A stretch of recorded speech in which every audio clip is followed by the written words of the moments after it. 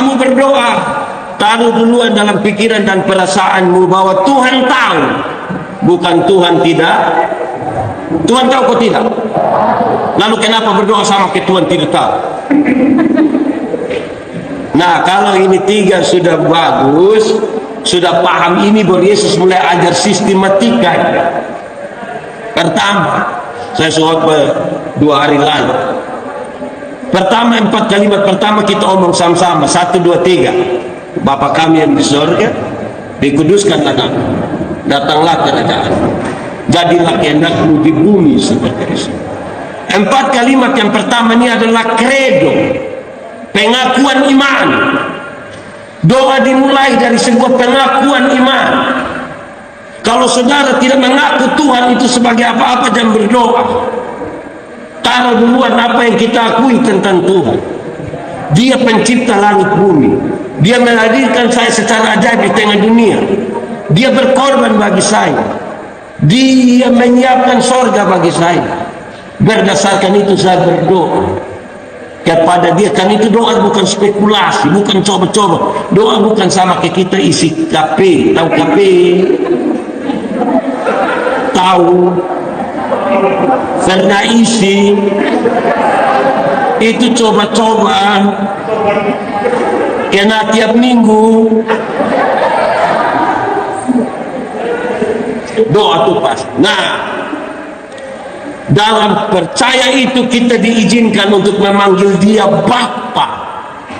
Dia Bapa itu bukan karena Dia melahirkan kita, tapi relasi Bapa anak yang kuat itu kita tahu Dia Bapa yang tahu, mengerti kita pun kebutuhan segala macam.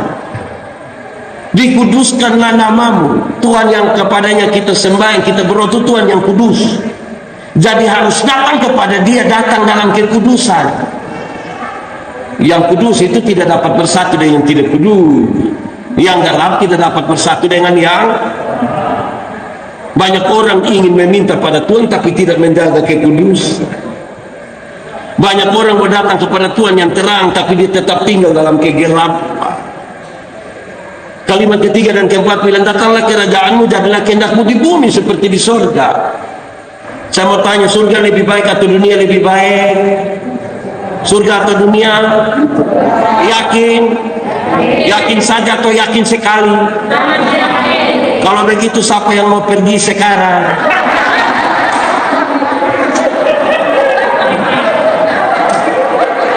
Yakin bila surga baik tapi suruh pergi tidak mau. Ini yang betul. Mbak Pendeta, saya belum mau pergi karena belum waktu Tuhan. Oke, belum waktu Tuhan.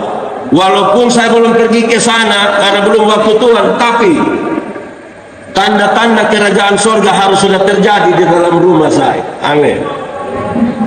Tanda-tanda kerajaan surga itu tidak ada di dalam rumah yang dia mama don tukang bamaki. Di sini ada ibu fam apa. Tanda-tanda kerajaan surga tidak ada dalam rumah tangga di mana suami biasa pukul istri. Tidak. Kalau kita bicara kerajaan surga itu kita bicara tentang pemerintahan Allah yang berlaku di dalam kita yang penuh dengan keadilan, kasih, keberpihakan, kedamaian, kasih yang meluap. Setelah kredo ini baru Tuhan ajar kita meminta.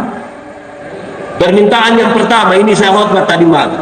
1, 2, 3. Berikanlah kepada kami pada hari ini apa?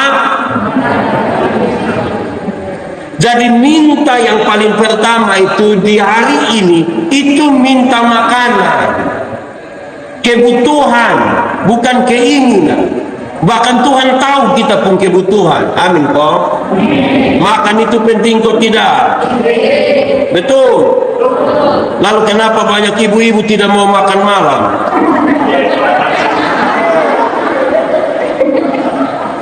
Makan penting. Yesus ajar kita berminta. Mintalah kebutuhan hari ini, bukan kemarin, bukan besok, tapi banyak yang gelisah dengan hari kemarin. Banyak yang gelisah dengan masa depan sampai dia lupa bahwa dia hidup di.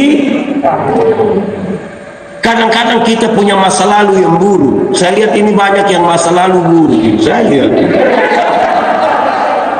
tidak apa-apa. Masa lalu tidak bisa dirubah, tapi masa depan bisa kita rancang di dalam. Jangan terlalu gelisah dengan masa lalu, karena masa lalu itu ya sudah selesai. Banyak yang gelisah dengan masa depan. Banyak ibu-ibu bilang saja begini, Bapak, kalau nanti saya sudah tidak ada, aku lu masih ada.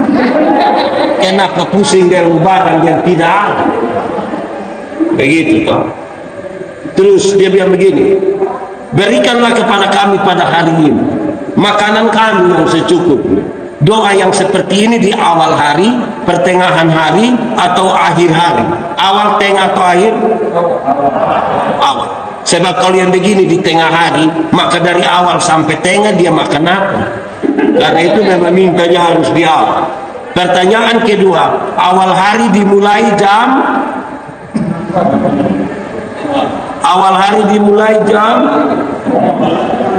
berapa? 5 koenan, 7 kode 8, atau tergantung bangun tidur jam berapa? Orang Yahudi pun cara hitung hari beda dengan kita. Orang Yahudi menghitung hari dimulai dari petang, waktu matahari terbenam.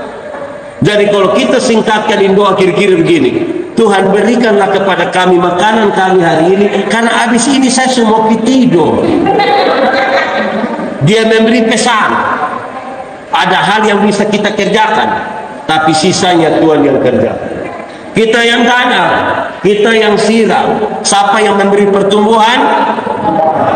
Ada 2 bahan refleksi. Yang pertama, bangsa Israel jalan 40 hari di padang gurun. Mereka makan roti yang cuma-cuma. Dorang pungut waktu dorang bangun tidur. Tuhan kerjakan pada waktu dorang sementara tidur. Mazmur 127 ayat 2. Ini refleksi kedua. Sia-sialah kamu yang bangun pagi-pagi dan duduk-duduk sampai jauh malam, dan makan roti yang kami peroleh dengan susah payah. Kenapa? Karena Tuhan memberikan kepada yang dicintainya pada waktu tidur. Pada waktu tidur. Jadi ingat, tolong kau tidur. Memang buka kios 24 jam juga baik, tapi tolong kau ingat, berkat Tuhan yang menjadikan kita kaya. Usahamu tidak menambah apa-apa. Amin. Oke. Sekarang saya pindah di bagian yang kedua, lanjutan dari yang ini yang saya omongin. Saya sudah omong 3-4 hari yang lalu. Sekarang yang baru untuk semua yang mengikuti jemaat Facebook yang dikasihi oleh Tuhan. Permintaan yang kedua, mari kita sama-sama ucapkan 1, 2, 3. Dan ampunilah kami akan kesalahan seperti kami mengampuni.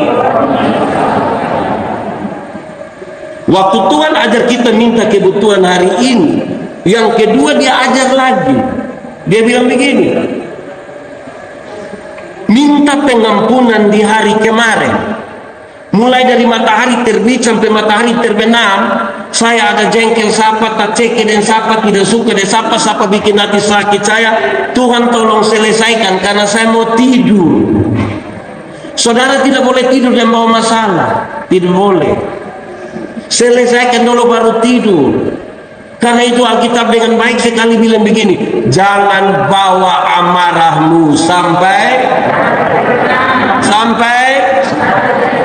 di sini ada orang yang kita tidak suka, bapak mantu. Ini matahari sudah terbenam berulang-ulang gini. Ini kalimat menarik karena diajarkan oleh ibu-ibu orang Yahudi kepada anak-anaknya waktu mau tidur, dong sambil kuku-kuku di sini dong begini, ke dalam tanganmu kuserahkan nyawaku. Ini doa yang kemudian diucapkan oleh Yesus di kayu salib. Saudara tidak boleh tidur dan bawa masalah. Di sini ada yang tidak bisa tidur malam. Di sini ada yang biasa kasta bilang, Bapak, saya biasa tidur jam 2, Bapak. Sadar jam 3:30 ada. Itu ada masalah itu. Saudara, jangan bawa berabad-abad lamanya ibu-ibu orang Yahudi bilang, ke dalam tanganmu kuserahkan nyawa, dalam tanganmu kuserahkan nyawaku, karena jangan sampai matahari terbit kita setirah. Karena itu selesaikan dulu baru mati. Jangan mati bawa masalah. Jadi kita ini kadang-kadang ada lihat orang mati, kita datang kita bilang begini, aduh bak tua mati pu enak. Enak apa? Ada pakai deh istri, suami, anak, bap mantu, mamantu berbila mati enak. Selesaikan dulu, baru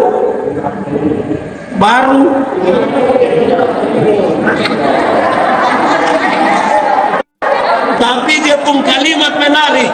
Dia pun kalimat bilang begini, ampunilah saya sama seperti saya mengampuni.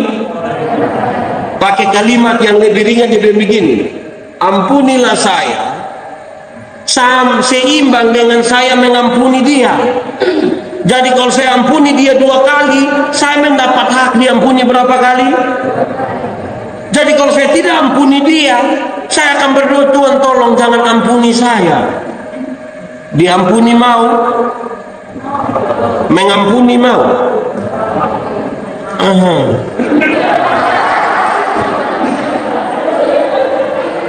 Hormat Bapak Pendeta, ampunilah kami.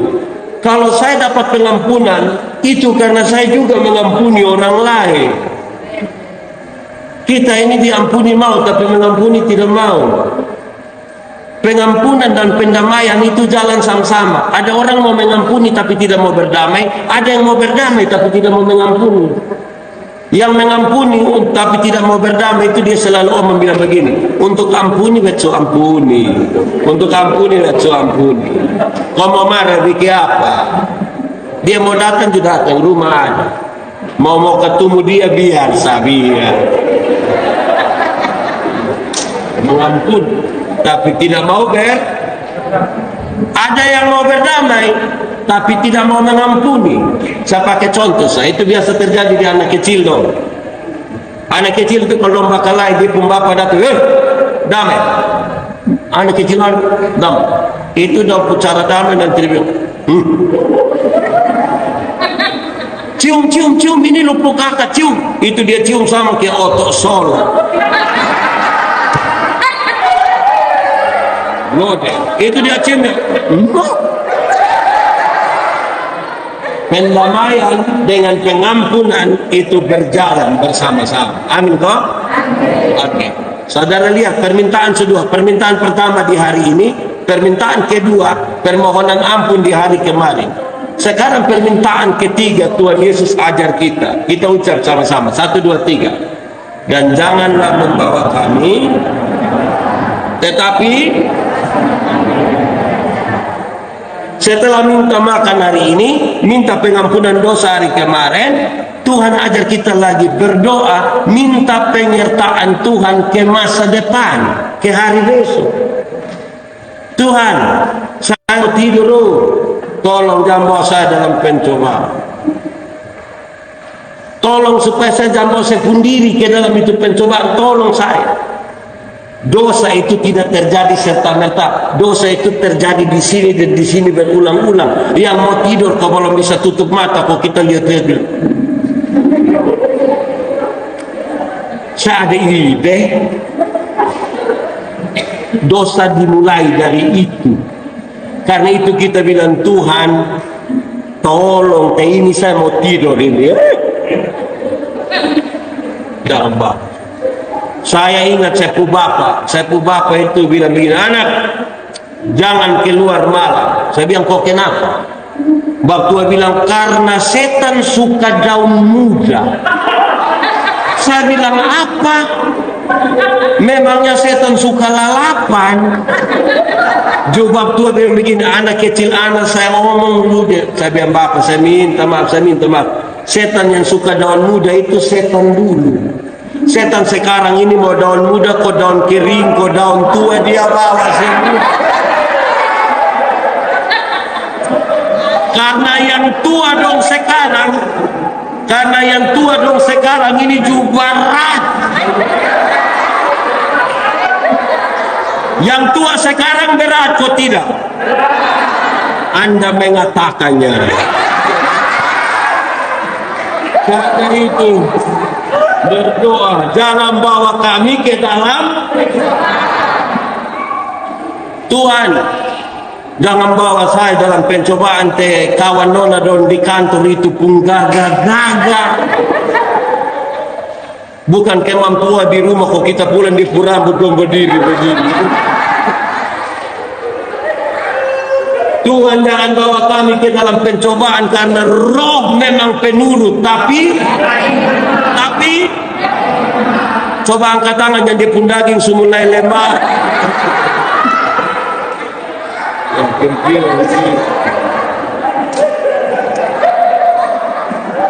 Setelah 3 hal itu saudara, Yesus ajar untuk mengakhiri doa ini. Sama-sama kita ucapkan, karena engkau yang punya kerajaan dan kuasa dan kemuliaan sampai selama-lamanya. 4 kalimat yang terakhir itu sepintas seperti sebuah kredo pengakuan iman, tapi sesungguhnya ini sebuah ungkapan syukur. Engkau yang saya sapa Bapa itu telah memberi makan buat saya hari ini, telah mengampuni saya di hari kemarin, dan berjanji menyertai saya pada perjalanan masa depan. Karena itu saya mengucap syukur kepada Tuhan. Doa yang Tuhan Yesus ajar dimulai dari pengakuan iman, diakhiri dengan ungkapan syukur. Hampir saudara lihat kredo, pengakuan, permintaan kebutuhan hari ini, pengampunan dosa hari kemarin, janji penyertaan ke masa depan, syukur. Tidak ada ruang untuk mengeluh. Ada masalah, tapi tidak ada ruang untuk mengeluh. Karena kita tahu yang kita sapa sebagai Bapa itu, Dia telah menjamin kita pun kehidupan. Amin, Pak.